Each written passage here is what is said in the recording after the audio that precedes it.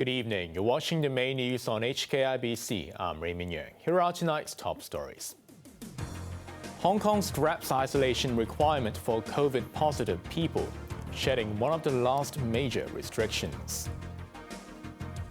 And so today I'm announcing that I will not be seeking re-election. Jacinda Ardern shocks New Zealand as she steps down as Prime Minister. And the unemployment rate in Hong Kong drops for an 8th straight month, reaching the lowest level since the pandemic began. In another big step to post-COVID normality, the government is scrapping mandatory quarantine for infected individuals from the end of this month. Asymptomatic patients can go to work, but infected students are advised to stay away from the campus. Macy Mock reports. Starting from the 30th of this month, people who contract COVID will no longer have to quarantine. In another major policy change, health authorities will no longer ask infected individuals to report themselves, and all isolation orders will expire. The reason is all related to our higher immunity barrier, the fact that our healthcare system is much more prepared, and even our whole community and our citizens have actually better knowledge and ability to handle the infection. The disease is now milder to the fact that we don't think an isolation order is warranted. Those infected are still advised to observe a list of health guidelines. Center for Health Protection Controller Edward Choi urged positive patients to wear masks in the public at all times in the first 5 days. They should also avoid eating with others at the same table and avoid going to crowded places. People without symptoms can go to work, but infected students should stay home until their rapid antigen tests turn negative. Labor Secretary Chris Sun said workers who wish to take time off and recuperate from COVID can simply visit a doctor and ask for a medical certificate. The arrangement is no different than applying for an ordinary sick leave. Sun reminded employers that if they do not wish infected workers to return to office, wages must still be paid in full. Quarantine centers will remain open for anyone who wish to isolate themselves, but only Hong Kong residents are eligible and they must leave after 7 days. The government will also phase out telephone medical consultations for COVID patients. COVID oral drugs will be dispensed from around 70 government outpatient clinics if needed. Maisie Mock, HKIBC. As Chinese New Year approaches, the queues at COVID testing centers just keep getting longer. In Shamshui Po, over 200 people were still in line for a PCR test after midnight. Macy Mock explains why. It's well after midnight and the weather was chilly, but dozens of people were still lining up at this COVID testing station at Maple Street Playground in Shamshui Po. Despite being in the line for hours, none of them would budge when workers pleaded with them to come back the next day. Most of them were trying to fulfill the requirement of a PCR test when traveling to the mainland. Several men vented their frustration at the staff, saying without a negative result, they cannot head north for the Chinese New Year holidays. The station finally cleared the backlog of over 200 people by 3 a.m. Responding to the chaos at the Legislative Council, Chief Executive John Lee admitted the situation was not ideal. He has ordered health officials to make it easier for the public to obtain real-time information of the testing centers, so they can avoid long queues. But Lee insisted the city's 85 testing centers were only running at 60% capacity, although some stations were more crowded than others. He also acknowledged calls to scrap the PCR mandate when crossing the border, but called for patience as he discussed the matter with authorities on the mainland. A contractor which operates several testing stations in Mong Kok and Sha Tin explains what is causing the holdup. Most of the situations that we encounter were either there were too many citizens asking for questions, and we don't have enough staff to entertain each one of them and causing the delay. Another bottleneck that could appear is the registration center, where there are some walk-in citizens that does not have the information registered online. They would take extra time to input into our computer system. I think one of the bottlenecks could be at the paying stations. There could be IT issues. In each of these potential bottlenecks, we have increased staff to prevent bottlenecks to appear. Chiu urged people to reserve a slot online and avoid popular testing stations. Maisie Mock, HKIBC. The legal battle between the Department of Justice and democracy activist Chao Tong over her unauthorized assembly charge is heading to the city's top court. Chao was originally sentenced to 15 months in jail for inciting others to join a banned June 4th candlelight vigil at Victoria Park in 2021. The former vice chairwoman of the dissolved Hong Kong Alliance quashed the conviction last month when the High Court ruled that police did not fulfill their duty in facilitating the demonstration. The Justice Department then filed for leave to appeal, questioning if Chao could challenge the legality of the police ban. Judge Juliana Barnes agreed the case should be heard at a court of final appeal, as she felt it concerns great and general importance. The Hong Kong Palace Museum has unveiled its third batch of 85 artifacts from Beijing. Go catch a glimpse while you can, as they will be on display for only 3 months. Janice Low reports. With Lunar New Year around the corner, Hong Kong Palace Museum is marking the occasion by refreshing its exhibits. For the second time since opening half a year ago, the museum has rotated its displays. The latest batch is 85 artifacts delivered from the Imperial Palace in Beijing, 17 of which are Grade 1 national relics. Many of the treasures hailed from the Qing dynasty and have not been showcased in Hong Kong before. These double gourd-shaped hangings with auspicious characters are part of 62 similar pieces commissioned by Qianlong Emperor during the Qing dynasty. The hangings carry messages of good fortune, longevity, and fertility. This hanging panel is another artifact that was seen around Lunar New Year during Qianlong's reign.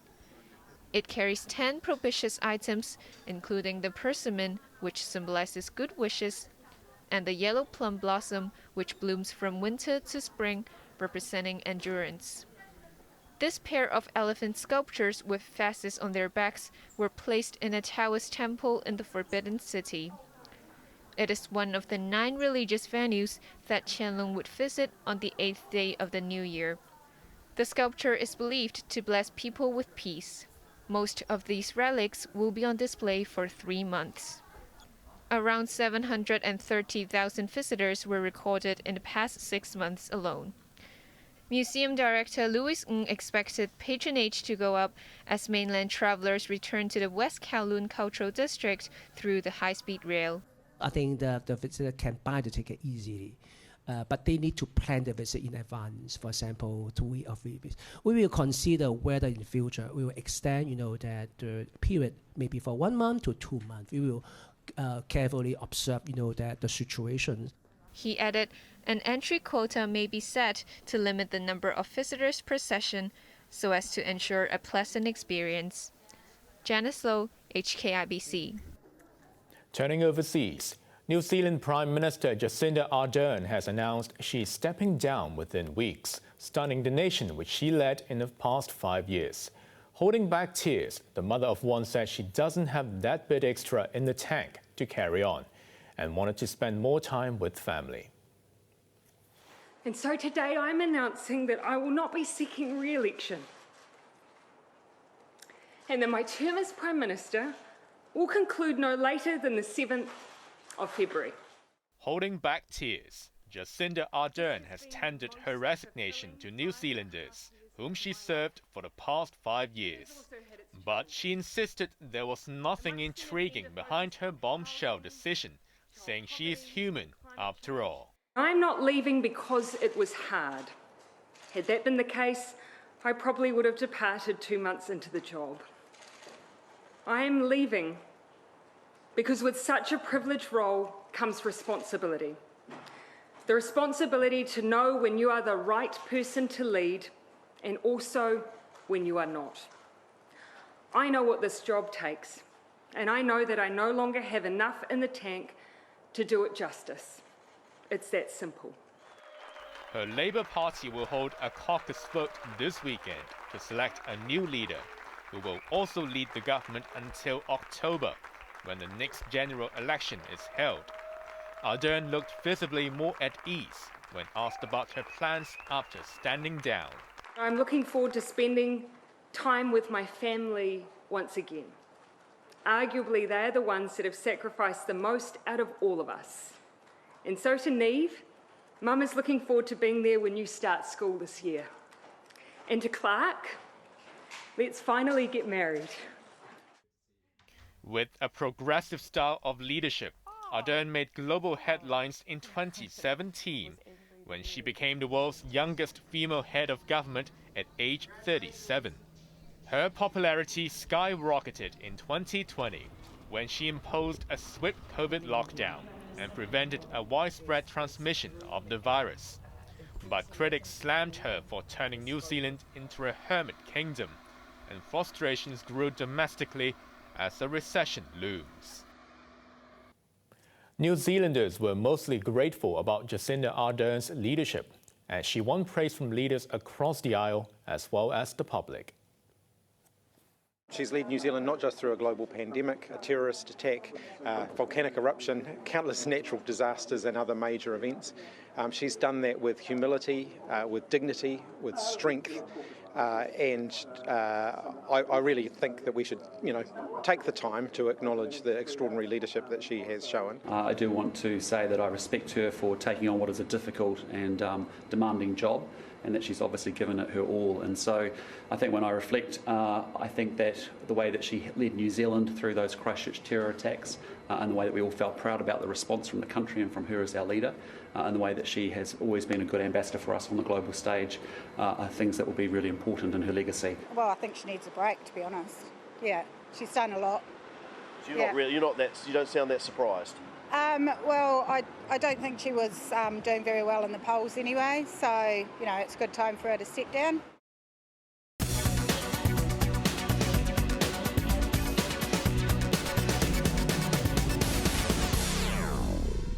Hong Kong's job market has further improved, with the unemployment rate dropping to the lowest level since the pandemic began. The jobless rate in the 3 months ending December stood at 3.5%, a 0.2% improvement from November. It also marked the 8th consecutive month of decline. There were 12,700 fewer unemployed persons.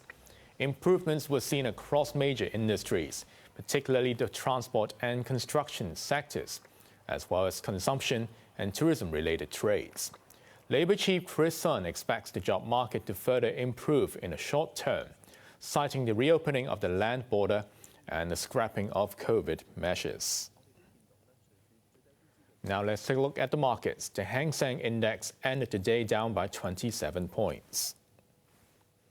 The top 10 active stocks. The Tracker Fund lost 4 cents, Tencent gained $2.80, Alibaba down by $1.90, while Meituan was down by $3.40. Kuaishou Technology was down $4.35, while JD.com lost $3.60. Forex trading against the Hong Kong dollar, the euro's at 8.47, pound sterling at 9.66, while the Australian dollar at 5.38. Over in Europe, the London FTSE is currently down 87 points. On to the weather now. Quite cool in the morning, but otherwise mainly fine and dry tomorrow. Temperatures will range between 14 and 20 degrees. Now let's take a look at the weather around the world.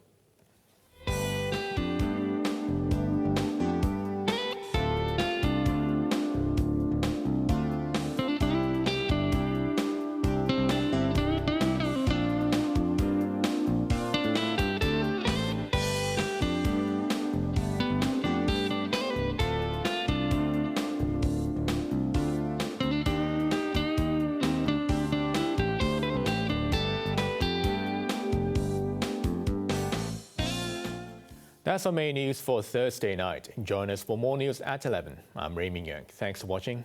Good night.